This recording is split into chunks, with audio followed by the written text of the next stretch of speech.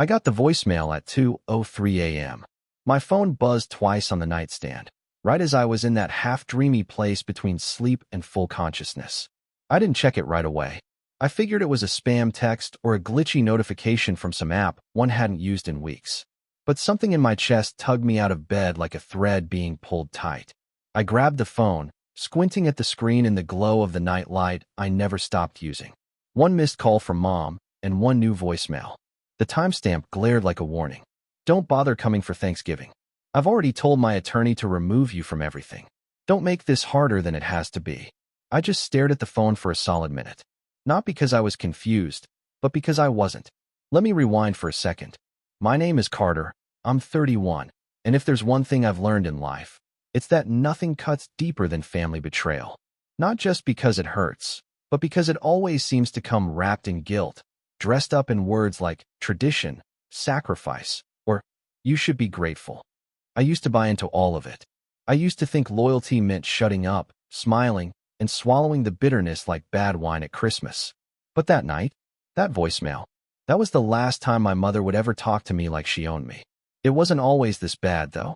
When I was younger, our family looked perfect from the outside. Classic white picket fence suburbia. My dad passed when I was 11, and after that, it was just me, my younger sister Ava, and Mom. She held it together, or at least looked like she did. Kept working her job as a financial advisor, paid the mortgage, made sure we had Christmas gifts and matching sweaters. But slowly, like a storm forming far out over the ocean, something started to twist in her. She was always more forgiving with Ava. I mean, I get it, Ava was the baby. But by the time I hit high school, it became clear that forgiving meant Ava could do no wrong. Wreck the family car? I got blamed for setting a bad example. Forgot to pick her up after cheer practice one time because I had detention. Mom screamed at me like I'd left her in the middle of the desert. Every little misstep from me became a moral failing. Every mistake of Ava's was a learning moment. It didn't take long to realize I was playing a rigged game. Still, I stuck around. I helped raise Ava more than I probably should have. Took on part-time jobs in college just to send money back home. When I landed my first decent-paying job in tech at 24, I was excited to finally give my mom a break. I even offered to help her pay down her mortgage. But that was the beginning of the shift. That's when the power dynamic turned on its head. She didn't say thank you. She acted like I owed her. Like my success was hers by default. At first, it was little things. Subtle digs at my lifestyle, my choices, the fact that I didn't visit enough. Then came the financial suggestions, always couched in guilt. You know, Ava's still finding herself. Maybe you could help her with her car insurance this month? Or, I was thinking of taking a vacation, and things have been so stressful lately. You make more than enough to help. And every time, I helped. Not because I was a pushover, but because I didn't want to rock the boat. I wanted to be the good son, the reliable one, the one who held things together. But then came last year's Thanksgiving. I had flown in from Seattle, first class, on my own dime, and brought along my girlfriend, Layla, who I had been dating for a little over a year. She was nervous, sweet, trying to make a good impression. We showed up with a bottle of wine, a pie, the whole deal. From the moment we walked through the door, Mom gave her the coldest greeting imaginable. No smile, no warmth, just that tight-lipped, judgmental look I knew far too well. I brushed it off at first. Maybe she was stressed, overwhelmed, still in her head about dinner prep. But then at the dinner table, in front of the extended family, she smiled sweetly and said, "So Carter, when are you going to settle down and find a real partner?" The air froze. Layla looked down at her plate. I felt heat rising behind my ears. I laughed awkwardly. "Mom, Layla's literally right here." She blinked, feigning innocence. "I know. I just mean someone who fits our family better. Someone less temporary." It wasn't even about Layla, really. It was about control. It always was. That night was the first time I stood up to her. Nothing explosive. Just a quiet, calm, "That's enough, Mom." But in her mind, it was betrayal. I had crossed the line, chosen someone else over her. And she never forgot it. The months after that were tense. Ava reached out a few times, saying Mom was feeling hurt and confused. I tried to call. Got stonewalled. I sent birthday flowers. They were returned to the sender. Layla and I broke up eventually. Unrelated reasons, but I never told Mom. Didn't feel like giving her that satisfaction. And then came the summer. Aunt Diane, my dad's sister, passed away suddenly. She and I had stayed close over the years. She was like a second mother to me in a lot of ways. We used to talk every Sunday, just chatting about life, work, relationships. She always told me she wanted to leave something behind for me, something meaningful. I never expected much, but I guess Diane had made some serious investments over the years. Real estate, stocks, a couple of antique properties upstate that she'd inherited and quietly renovated. When she passed, I was shocked to find out she'd left me everything. Not split between the family, just everything. Full inheritance. No stipulations. Mom didn't take that well. She didn't say anything to my face, but the passive aggression started dripping through Ava. Snide texts, group chats where I was conveniently left out. Then came the rumors that I had manipulated Diane, that I had pressured an old woman into leaving me her estate. Absurd, but enough to get cousins whispering and extended family giving me weird looks at a cousin's wedding. It didn't matter. I stayed quiet. I didn't need to prove anything. I used some of the money to pay off my student loans. Bought a little cabin in the woods as a weekend getaway. Started seriously considering what life would look like if I stepped back from the family for good. Which brings me back to this voicemail. I played it again just to be sure I hadn't imagined the coldness. I've already told my attorney to remove you from everything. Everything. The family trust. The property in Florida my grandfather left us. The slice of land upstate Mom always said would be mine someday. The ironic part? I hadn't even asked for any of it. I had my own life now. My own money. But the fact that she was dangling it like a weapon, trying to punish me for a perceived disloyalty, that's what got me. I didn't reply right away. I just sat in bed, staring at the wall. My fingers drummed against the phone like they had a mind of their own. And slowly, quietly, the gears started turning. 3 phone calls. That's all it took. And by sunrise, the foundation of her little empire was already starting to shake. But I didn't answer her next call, or the one after that. And when Monday morning hit, and she started calling every 10 minutes like clockwork, I knew exactly why she was panicking. She didn't call me son anymore. That was the first thing I noticed after the voicemail. When she finally stopped spamming my phone long enough for me to check the messages, there were 12 of them between 8 a.m. and noon Monday. Most of them just her breathing into the receiver or half starting a sentence before hanging up. The ones that followed were cold, clipped, and overly formal. Carter, this has gone far enough. I don't know what you've done, but you need to call me back immediately. This is still family. Still family. That line stuck with me. Like I was the one who had left or threatened legal action in the middle of the night. Like I was the one who had spent the last decade slowly rewriting what family meant into something transactional, conditional, and paper-thin. But we weren't there yet. Not fully. This was still the part where the house of cards was swaying, not collapsing. The thing about people like my mother is they don't blow up all at once.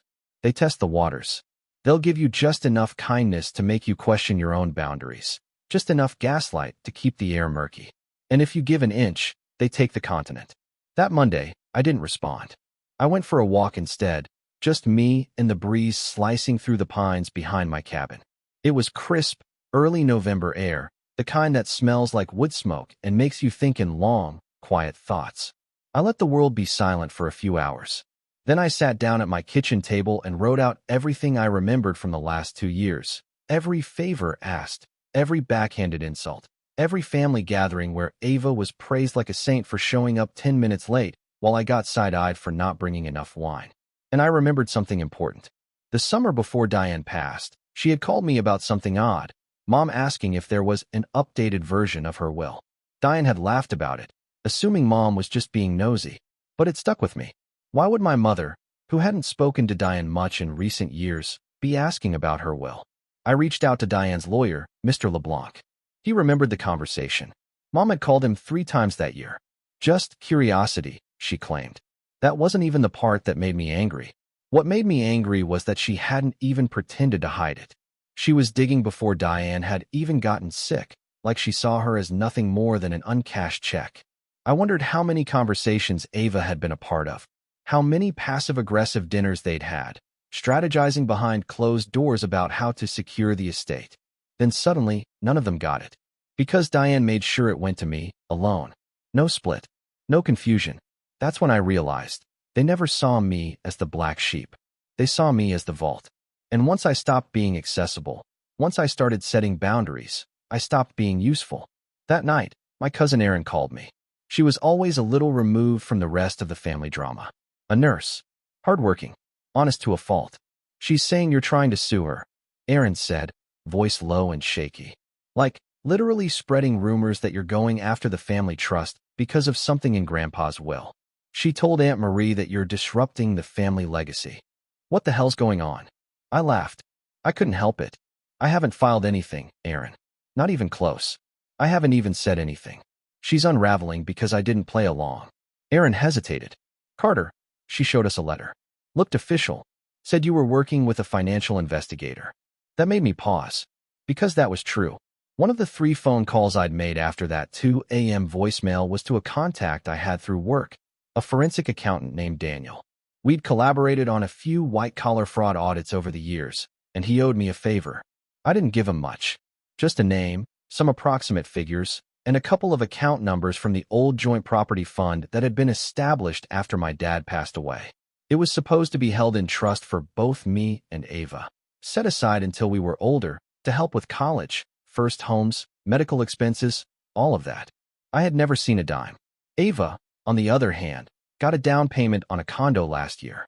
Just a little help from Mom, she said when I confronted her. And besides, you're doing fine. I was doing fine. But that didn't mean it was right. Daniel promised he'd quietly poke around. Said he'd get back to me within a week. And now, somehow Mom already knew. Which meant only one thing. Ava. She must have seen something. Overheard something. Or maybe she had access to one of Mom's email accounts. Either way, someone spilled. And now the panic was setting in. I stayed quiet. The silence was my favorite part. For years, my mother had trained me to think that silence was weakness. That if I didn't immediately respond, I was being disrespectful or cold. That every missed call was an emotional landmine waiting to go off. But now the silence was power. 3 days passed. By Thursday, she wasn't just calling. She was reaching out through extended family, sending messages through second cousins I hadn't spoken to in years. Carter, your mom's worried about you. Your mom's not feeling well. She says she's afraid you're getting manipulated. I ignored them all, but I kept the messages. Because they were starting to form a pattern. And that's when the real breaking point happened. Saturday morning. I was at a coffee shop in town, sipping a black coffee and trying to clear my head, when I got a text from Ava. Just one sentence. You know you don't deserve any of this, right? No context. No hello. Just that. And suddenly I felt like I was back in high school, coming home after pulling a double shift at the grocery store, only to find Ava's friends raiding the fridge, blasting music, and laughing about how I acted like Dad died just to get attention. No one said anything back then. Not Mom. Not even Ava. And now, more than a decade later, it was still the same game. I didn't respond. But something in me cracked open. I went home, dug out an old fireproof box from the closet, one of the only things I'd taken from Mom's house when I moved out. Inside were a few old documents, mostly forgotten. My birth certificate, my dad's death certificate, and the original deed to the upstate land. My dad had signed it over jointly to me and Ava when we were kids. But there was a clause in the margin I'd never noticed before. Handwritten, notarized. If either party forfeits interest or fails to maintain stewardship, full title may revert to the remaining heir at discretion of legal counsel. I stared at it for a long time. Ava hadn't visited the property in over 10 years. I, on the other hand, had been quietly paying the taxes every year. It wasn't just about money now. It was about history, legacy, and truth. That same afternoon, I drove out to the property, took photos, logged into the county records website, and pulled everything I could. And then I called Mr. LeBlanc again. He picked up on the second ring. I was hoping you'd follow up, he said. Things are heating up on my end too. Apparently, Mom had already contacted her lawyer. She was attempting to restructure the family trust retroactively. Something that wasn't illegal, but certainly unethical, especially if it involved forged documentation. Mr. LeBlanc didn't confirm anything directly, but he hinted. She's acting like someone who's afraid of being found out, he said. If I were you, Carter, I'd prepare for things to get uglier before they get cleaner. And he was right. That night, I got an email from a private address. No subject line, just a PDF attached. It was a scanned letter, dated 6 months ago, addressed from my mother to a lawyer I'd never heard of. In it, She claimed Ava had been sole caregiver to Diane during her final months, and that I had severed contact for personal reasons, rendering me unsuitable to manage any inheritance on Diane's behalf. My jaw clenched. That was a lie. Diane had passed unexpectedly. No one was her caregiver. She was active until the end, gardening, traveling, hosting weekend dinners. I had text threads, emails, photos, even voicemails from her just weeks before she passed. She and I were as close as ever. This letter was a preemptive strike, a quiet campaign to paint me as estranged, unstable, uninvolved. And worse, it was in Ava's handwriting at the bottom. A co-signed statement. That was the betrayal. Not just that they tried to steal from me, but that they tried to erase me. And that's when I knew this wasn't going to end with a phone call. It was going to end in courtrooms, in title transfers, in cold, hard evidence. But not yet. I had one more move to make, one more call to place, and this one would flip everything upside down. For the first time in years, I felt completely unmoored. It wasn't just the betrayal itself, it was how precise it had all been. Surgical, like they'd been planning it for months, maybe years, all while smiling through family photos and wishing me happy birthday with a forced chuckle and a gift card I'd never use. That letter, the fake caregiver claim, Ava's signature, it was all so calculated. A narrative they'd crafted behind closed doors and waited to unleash the moment I stopped playing along. And I'll admit it, for about 2 weeks, it broke me. I stopped answering texts, stopped checking emails. I worked remotely, so I canceled meetings, postponed deadlines, and set my Slack status to away. I told my boss I was dealing with a family emergency, which wasn't a lie, really. I didn't even leave the cabin except to check the mail or chop firewood. And when my cousin Aaron texted me again, asking if I was okay, I didn't respond. I wasn't sure what okay even looked like anymore. The nights were the worst. I'd lie in bed staring at the ceiling, reliving conversations with my mom and Ava from years ago, trying to see if the signs had always been there. If they'd ever really seen me as part of the family, or just a safety net they could cut the moment I became inconvenient. Every joke, every backhanded compliment, every time Mom referred to Ava as my little miracle while I was sitting right there, they all played on repeat. It felt like mourning something I hadn't realized was dead until now. And then came the breaking point within the breaking point. I got a notification on my phone one night, an alert that a listing had gone live for a cozy upstate fixer-upper with major historical value. It was my cabin, the one Diane had left me. They had listed it. I clicked through the photos, and sure enough, there it was. My porch, my stone fireplace, the old oak tree I had strung Christmas lights around last winter. The listing even mentioned property recently consolidated into family trust, title pending. I stared at that sentence until the words blurred. Somehow, they'd forged something, filed some kind of temporary claim. Maybe it wouldn't hold up in court, but that didn't matter. They were testing me, seeing if I'd blink, seeing if I'd just give it up without a fight, hoping I'd spiral far enough that I'd just hand it all over, exhausted and defeated. And for a moment, I almost did. I remember walking outside that night, standing barefoot in the frost-covered grass behind the cabin, and whispering into the cold air, maybe it's not worth it. Because it wasn't just the inheritance. It wasn't just the money or the property or even the betrayal. It was that they knew how to hurt me, that they knew the one thing I had left, peace, solitude, the quiet legacy Diane had passed down, and they were willing to take even that just to win. But then something unexpected happened. My phone buzzed again, a voicemail this time, from an unknown number. I didn't recognize the voice at first. It was gravelly, older, tired. "Carter, this is Henry. I'm your grandfather's old attorney. Diane gave me your number before she passed. Said if anything ever looked suspicious, I should reach out. I've been seeing some activity lately that doesn't sit right with me. If you have time, I'd like to talk." I called him back instantly. We talked for almost an hour. Turns out, Diane had anticipated something like this. Not exactly. She hadn't known the exact form it would take, but she had suspected Mom might try to twist things once she was gone.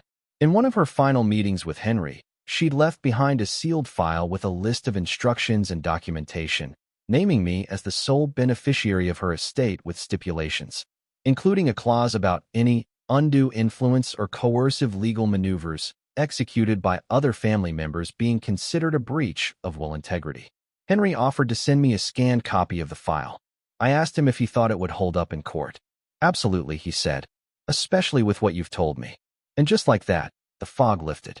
I wasn't powerless. They wanted me to believe I was. That was their first and most important move, isolating me, making me feel like I was the villain, like I had somehow broken the family apart by simply defending myself. But I wasn't the one twisting the truth. I wasn't the one forging letters. I wasn't the one rewriting history. And if I let them get away with it, I'd be complicit in that lie. So, I started getting organized. First, I made copies, dozens of them, of every document I had. The original property deeds, my email exchanges with Diane, texts with Ava, screenshots of the fake real estate listing, the forged letter with Ava's signature. I backed them up on 3 separate hard drives and stored one with a lawyer in Seattle who I trusted implicitly, someone outside the family network. Then, I hired a local attorney near the cabin, someone recommended by Henry. Her name was Lisa Chong, and from the first conversation, I knew she was exactly the kind of person I needed. No nonsense, no delay, and no mercy, she said, flipping through the file I handed her. They picked the wrong guy to corner. We filed a temporary injunction on the property listing first. That was easy. Within 48 hours, the listing had been pulled. Whoever had posted it got a cease and desist order so aggressive I wouldn't be surprised if they stopped sleeping for a week.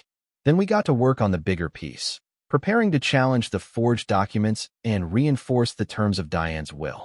Lisa filed preliminary motions, contacted county officials to flag suspicious transfers, and quietly opened a civil inquiry into misuse of trust funds. In the middle of all this, I started rebuilding my own sense of self, quietly, intentionally. I reconnected with old friends I hadn't spoken to in years. Explained what had been going on. Most were shocked, some weren't, but all of them listened. One of them, Jamie, invited me to a weekend camping trip in the Cascades. I almost said no. Then I said yes. And something about that trip shifted something deep inside me. Sitting around a campfire with people who didn't see me as a bank account or a trader, laughing over stories from college, roasting marshmallows like we were kids again, it reminded me that my family didn't define me. My values did. And that gave me the courage to take one more step. I emailed Ava. Just one sentence. I know what you did. She didn't reply, but I saw the read receipt. She opened it 4 times. The next day, I got an anonymous voicemail from what sounded like my mother's lawyer. It was vague, but clearly intended to intimidate. Vague talk of misunderstandings, settlement options, avoiding unnecessary escalation. I didn't even flinch, because by then, Daniel, the forensic accountant, had finished his report. Turns out, the family trust had been dipped into dozens of times over the years, for Ava's rent, car, tuition, travel, even cosmetic procedures. None of it reported properly, all of it traceable. And most damning of all, some of the withdrawals had been backdated and funneled through dummy accounts that were tied, indirectly, to Mom's financial advisory firm. Fraud, tax evasion, and maybe, depending on how it shook out, embezzlement. Lisa looked over the findings and gave a low whistle. They've really outdone themselves. We talked through options. We could go nuclear immediately, press charges, file lawsuits, drag them through court until they were gasping for air. But something about that felt hollow. Too fast. Too loud. I wanted something quieter. Smarter. More patient. Because I knew them. I knew how Mom operated. How she controlled narratives, manipulated perceptions, played the victim even as she sharpened her knives. So instead of swinging hard, I let the silence grow again. No response. No confrontation. No reply. Just stillness. And in that stillness, I rebuilt. I spent weekends at the cabin fixing things. The railing on the back deck, the shutters on the windows, the old bench Diane used to sit on while drinking her morning coffee. I started taking care of the land again, trimming branches, planting new flowers, even building a little greenhouse out back with salvaged wood. Every morning, I woke up with the sun and reminded myself, they do not own you. Every night, I went to bed knowing, this is yours. Earned, protected, chosen. And slowly, I became someone new. Not the desperate son begging for scraps of approval. Not the scapegoat brother trying to keep the peace. But the man who stood his ground. Who knew his worth. Who refused to be erased. And just when they thought I was done, just when they thought I had moved on and left the playing field, I pulled out my final piece. Because what Mom and Ava didn't know What no one outside a few key people knew was that Diane had left behind more than just property and money. She left behind something else, and it was about to change everything. I waited until the first snow, not because I had to, but because it felt right. There's something about snowfall that silences the world, like the air holds its breath. That morning, I stood at the edge of the property, watching fresh flakes blanket the cabin roof, the pine needles, the gravel path I'd shoveled the day before. Everything looked still, pure, untouched. It was the kind of silence I used to mistake for loneliness. Now it felt like clarity. For the past 6 weeks, I'd kept my head down, my mouth shut, and my focus sharp. Lisa and Daniel had handled the legal side, and Henry had quietly reached out to a few county clerks to correct the record on some misfiled paperwork my mother's lawyer had submitted. Another failed attempt to blur the line between what belonged to me and what they thought they were entitled to. But this story was never going to be one with just paperwork. It needed precision, timing, and a little bit of patience. Because what my mother had never figured out, not when I was a teenager, not when I graduated college, not even when I bought my first place, was that I don't shout when I'm angry. I build, quietly, methodically, one layer at a time. And this time, I wasn't building alone. It started with a memory, something Diane told me a few months before she passed. We were sitting on her porch, sipping lemonade, watching the sun go down. She'd mentioned her old friend from college, a woman named Elaine who used to work for the IRS and then moved into private investigation work after retirement. She's sharp as a tack, Diane had said with a little smile. Always said she could smell a liar faster than a hound smells meat. At the time, I didn't think much of it. Just another one of Diane's colorful friends from her past. But after Daniel's report and the forged documents surfaced, I found myself thinking about Elaine more and more. I dug through Diane's old address book, the one she used to keep in a drawer by the kitchen phone. Yellowed pages, messy handwriting, names crossed out or rewritten over time. And there she was, Elaine B., with a New Hampshire number scrawled next to her name in faded blue ink. I called. Elaine answered on the third ring. Diane always said you'd call me one day, she said, not even asking who I was. We talked for an hour. I explained everything. The trust fund siphoning, the forged caregiver letters, the fake listing, the backdated transfers. She didn't interrupt once. When I finished, she just let out a low hum. Your mother's been sloppy, she said. Greedy people usually are. And when they feel control slipping, they start making mistakes. Over the next few days, Elaine started gathering data, digging into my mother's finances, pulling old property tax filings, reviewing the firm where she worked as a financial advisor. And what she found only made things clearer. My mother had borrowed from clients. Technically, the term was personal loans, small, unreported sums from elderly clients whose paperwork was rarely updated. Some were dead, some wouldn't remember signing, and all of it had been swept under the rug, likely repaid through other manipulations or covered up with doctored statements. It wasn't enough for criminal charges, not yet, but it painted a very clear picture of someone playing a long game of control and image management. And it gave me leverage. Because if there's one thing my mother feared more than losing control, it was losing face. But even with Elaine on the team, I knew we needed more than information. We needed pressure. Public pressure. That's where Ava came in. I hadn't spoken to her since the letter. She hadn't replied to my text. But I had something she didn't know I had. A voicemail. Not the kind she left me. A different one. 6 months ago, when Diane was in the hospital for a minor procedure. Nothing serious, just routine. She had left me a message. I didn't think much of it at the time, but now, it read like a confession. Hey Carter, her voice said, warm and steady. Your mom called me again today, asking weird questions. She wants to know if I've changed my will. I told her it's none of her business. She didn't like that. Just, be careful, okay? Something's off. I had saved it without thinking. Now it was evidence. I sent it to Lisa. Her reply was almost instant. This is gold. From there, I began preparing the stage. First, I drafted a letter, formal, cold, and deliberate. It listed every violation I had documented, the misuse of funds, the falsified property claims, the forged letters, and the indirect tampering with Diane's estate. I included the voicemail transcript, a summary of Daniel's forensic findings, Elaine's initial report, and at the end, I attached one final page. Notice of intent to seek civil damages and full control of disputed assets. But I didn't send it to Mom. Not yet. I sent it to Ava, and I sent it anonymously. That night, at exactly 2 a.m., poetic timing, I got a call from a private number. I let it go to voicemail. A few minutes later, I listened. "Carter, what are you doing?" It was Ava, her voice breathless. "You don't understand. Mom said we were just protecting the family. She said you didn't want it, that you didn't deserve it. You had Diane. I didn't." She paused. "Please don't do this." I didn't call back, because that wasn't the goal. The goal wasn't to get her to confess. The goal was to break the alliance. People like my mother rely on enablers, on willing foot soldiers who will carry out their plans in exchange for approval, protection, or scraps of inheritance. But when those alliances crack, when doubt creeps in, the whole pyramid collapses. And Ava had just cracked. A few days later, I learned she'd scheduled a meeting with a different attorney. Lisa confirmed it through a contact. She wasn't filing anything. Not yet. But she was asking questions. I smiled when I heard that. Then I made my final call. To the board of directors at the firm where my mother worked. I didn't go in guns blazing. I didn't accuse her of crimes.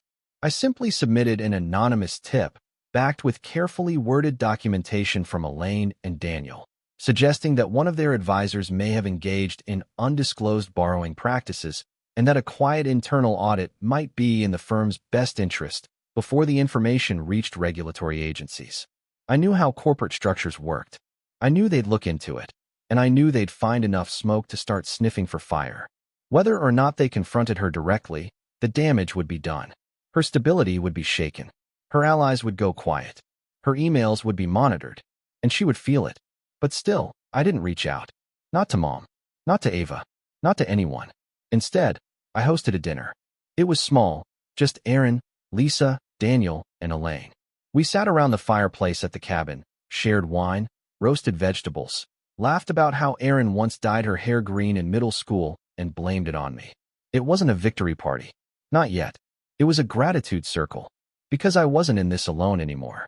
I looked around that room and realized I had something they didn't. Real allies. People who didn't need to be manipulated, or bribed, or guilt-tripped into standing beside me. People who chose me. And that's when I finally knew it was time. Time to send the letter. Time to pull the last thread. Time to end this. But not with anger. With precision. And when I finally delivered that final blow, it wouldn't just shake their world. It would shatter it. I sent the letter on a Tuesday morning. Not electronically. Not through a lawyer's office.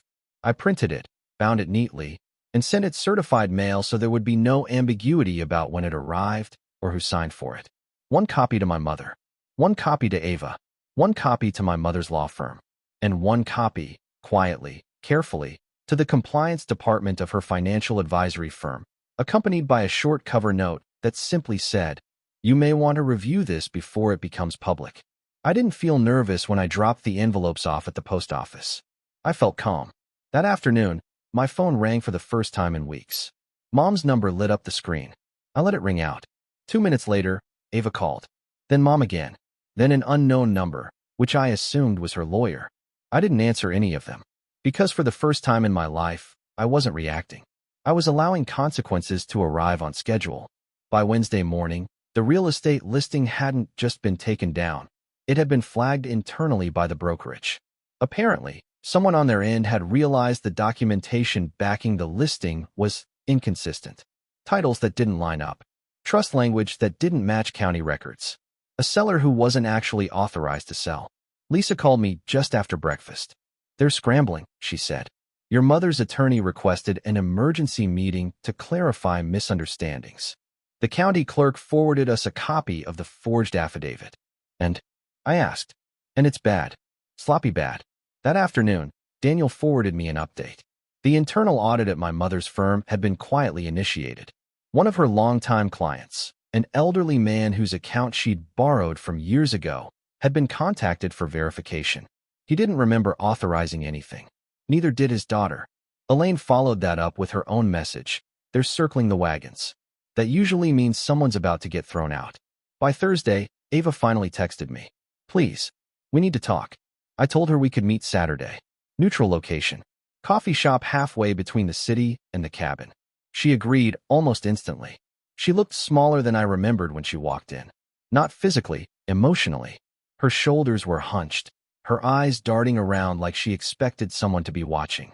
She sat down across from me and immediately started talking, words tumbling out in a rush. Mom didn't tell me everything, she said. She said you didn't want the land, that you were planning to sell it anyway. She said Diane changed her will because you manipulated her. She said, I know what she said, I interrupted gently. I also know what you signed. Ava swallowed. Her hands were shaking. She told me it was just a formality, she said. She said it was to protect the family. I didn't think. You didn't think, I repeated. That's the problem. She looked up at me then, eyes glossy. What's going to happen to her? I considered lying, or softening it, or telling her what she wanted to hear. But I was done cushioning the truth. She's going to lose everything she built on lies, I said. And you need to decide whether you're going down with her or stepping away. She stared at her coffee for a long time. I can give you copies of the emails, she said finally. The ones she sent me. Instructions. What to say. What to sign. I nodded. That's a start. She slid her phone across the table. I didn't even look at it right away. I'm not asking you to forgive me, she said. I don't want to be like her. I believed her. Or at least, I believe she believed that in the moment. Then don't, I said. But understand this. I'm not protecting you anymore. Whatever happens next, happens. She nodded again. We didn't hug. We didn't make promises. We stood up, paid separately, and walked out different doors. That was the last time I saw Ava for a long while. Friday was the day everything collapsed. My mother's firm placed her on administrative leave pending investigation. Her access to client accounts was revoked immediately. By noon, the state regulatory board had been notified of potential compliance violations. Her lawyer tried to negotiate, quietly, desperately, but Lisa shut it down. There's nothing to negotiate, she told them. You don't get to bargain with evidence. That evening, my mother showed up at the cabin. I knew it was her before I even saw her. The way the gravel crunched. The way the knock came sharp and insistent, like she still believed she had authority here. I opened the door. She looked older than I remembered. Not frail, just stripped of the polish she'd always worn like armor. Her voice trembled when she spoke. You did this, she said. Not a question. An accusation. I didn't forge anything, I replied. I didn't steal from anyone. I didn't lie to lawyers or manipulate documents. She stepped inside without being invited, eyes scanning the room like she was searching for something she could still control. You always were ungrateful, she said. After everything I gave up for you. There it was. The familiar refrain. I gave up my career. My life. I raised you alone. You raised us, I corrected. And then you decided that love was something to be earned. Her face twisted. I did what I had to do. No, I said quietly. You did what benefited you. She laughed then, sharp and hollow. You think you've won? This will destroy the family. I looked at her and felt nothing. No anger. No triumph. Just clarity. You destroyed this family, I said. I just stopped covering for you. She reached into her purse, pulled out her phone, and shoved it toward me. Call them. Call your lawyer. Tell them to stop. We can fix this. I didn't take the phone. There's nothing to fix, I said. This is accountability. Her shoulders sagged then. Just a little. You were always like your father, she murmured. Too principled for your own good. I opened the door and held it open. You should go, I said. She stood there for a moment, like she might say something else.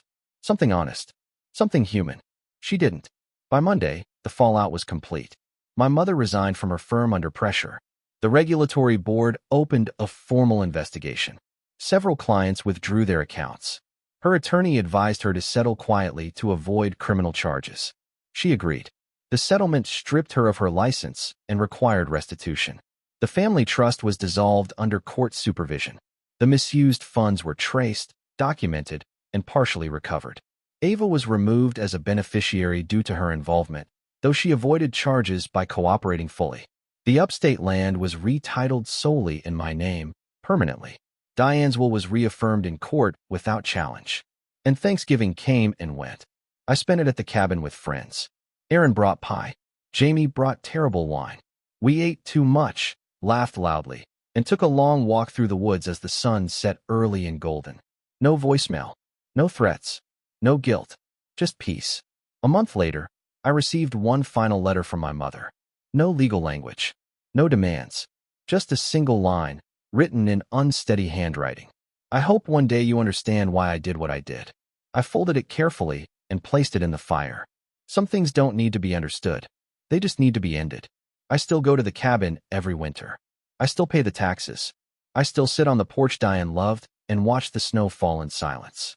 And every time I do, I remember this. Family isn't who tries to own you. Family is who stands with you when you finally stand up for yourself.